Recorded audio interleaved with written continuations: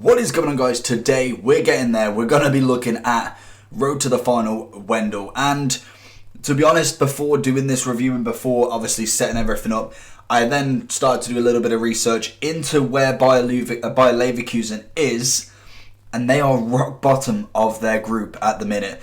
And I don't blame them. They have got Juventus and Atletico in their group as well. They've won 1, lost 3, so that isn't great, but hey ho, I was thinking, you know what, they'll go into the Europa, more than likely, they'll get a Europa card. And I did forget, I didn't realise this last year, but even when they change card like Hamsik changed last year, they don't actually get any upgrades. So that for me was a bit weird why they would change and not get any upgrades. They may as well stay as a Champions League card and stay at that 81. But this year could be different. I personally reckon that they should most definitely go up if they advance into the Europa, because obviously if they get knocked out at the group stage, I believe they do get automatically entered into the Europa. Personally then, I think anyone that's obviously going from Champions League version card to a Europa card most definitely needs to get upgraded if they kind of progress in the Europa League. For me, that's just, I just think that's a given. But anyway, we're looking at Wendell.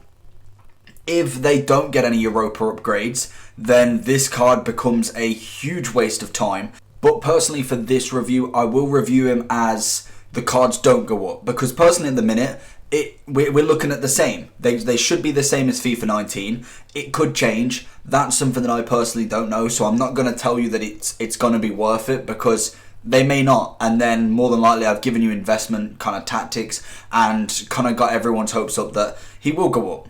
But anyway, 81 Wendell. Hopefully they can maybe get some sort of upgrade in the Europa, because if not, like I say, this card becomes literally nothing.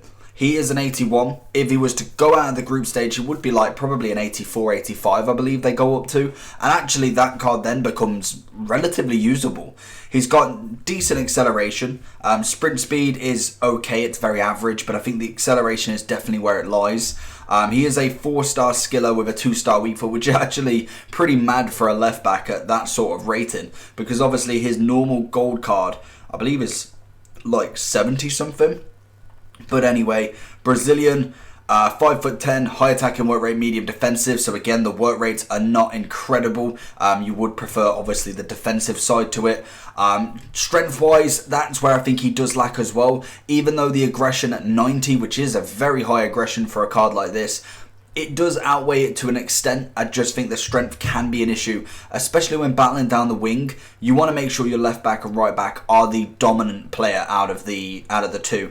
If you've got a right wing card or a left mid card that's got like 70 to 80 strength and it's out muscling your left back, that for me is an issue, because that will just be completely squandered in having that position that can just tackle someone like that. He is good at standing tackling. I don't disagree with that. I think jockeying wise, I think any player can be good at that, as long as you've got your timed tackling right, and you probably just kind of lay off until they make a mistake or make a heavy touch. Then most defenders can be made to look good. Personally, Wendell is overall average for me. I wouldn't say that he would ever get into my squad unless they, for instance, won the Champions League and he went up to like a 90 rated left back. Apart from that, I just don't see him going into anybody's teams at the minute. And this one's going to be a short review, because obviously these sort of players, I want to get it out there, I want to get my opinion out there, but I don't need to go too much in depth with these, because we already know that he's not a fantastic player, but I want to get him off the bucket list, want to get more reviews out there so you know my opinion basically on him. Agility wise and balance is relatively okay at low 80s. Composure isn't the most appealing stat in the world, 75, so that can have some little bit of issues when it comes to going in and grabbing the ball off someone and then playing it up. You just don't need it. You need someone with a little bit of composure, especially at that position, because that's kind of, personally, that's my outlet. The centre backs are the ones who normally deal with a lot of the play, because most of the time everyone goes down the middle, and then my left back and right backs are kind of like that outlet. You pass it to them and then you're looking up your wing, you're looking at your left cam, your centre mid, and if he's got composure issues, that's something that definitely you can't have in the team. Standing tackles, like I said, is relatively decent. Sliding tackles this year are not really meta at all. It's kind of more slide into block rather than slide into actually get the ball back, unless you've literally got it nailed on the cross in front of you and all you have to do is slide. But personally, I like his standing tackling. I think it's okay. Interceptions, again, another one that's relatively okay, but again, it's mainly player use there. If you're kind of massively in the way of the ball, you're going to intercept it regardless. If you're kind of just going all over the place with him, you're not going to intercept it. So personally, I think it's more intercepting and keeping ball rather than intercepting and then maybe kicking it away. That might be what that is, or making a mistake, a heavy touch on the interception. That more than likely is what I kind of read from that stat. So relatively decent at that, and overall he's an okay left back. He's not absolutely amazing. We weren't expecting that from him, but personally he's only okay. Is he worth the price that he is currently?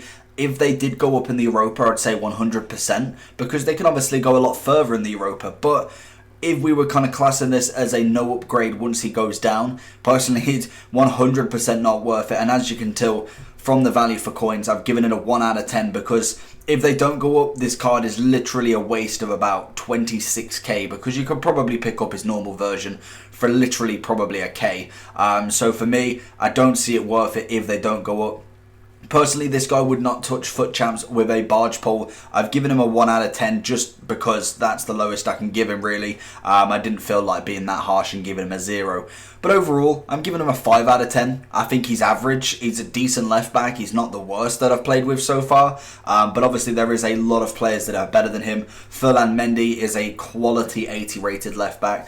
Sandro and Marcelo this year are only good, I'd say. They're not amazing. They're only good in my eyes. And then Tellez is another fantastic one, especially as in form. Obviously, in form, Semedo, if you put him on the left side, is actually a really, really good, I'd say right back, but officially on the position as a left back.